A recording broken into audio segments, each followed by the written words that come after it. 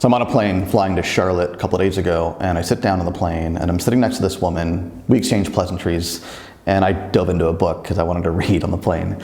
And by the end of the flight, we started talking finally. It turns out she's a documentary filmmaker, and she's done all this really interesting work. And she starts telling me about her work and what she's really into, and projects she's done.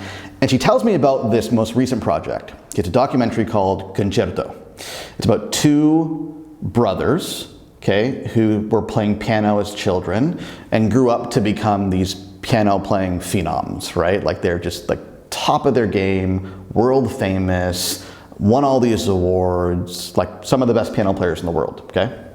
And she does this documentary about them.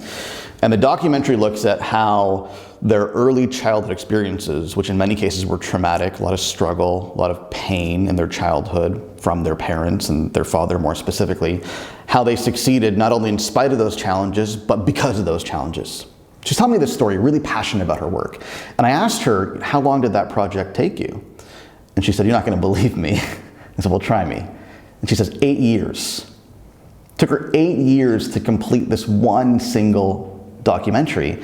And I'm floored. I'm like, how do you see a project through for 8 years? Like, how do you stay committed to something and committed to the vision that you have for this thing for 8 years?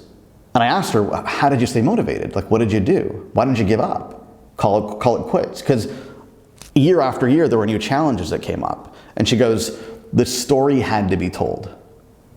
I had to tell their story. The story was too good to keep it to myself. We had to tell the story. So this is the thing that I think business owners, entrepreneurs can learn from artists, right? Artists are committed to the craft. They're committed to the discipline, the story, the novel, the play, the movie, the screenplay, right? They're committed to the craft and the project and the story, and they have a level of necessity that frankly I think is enviable.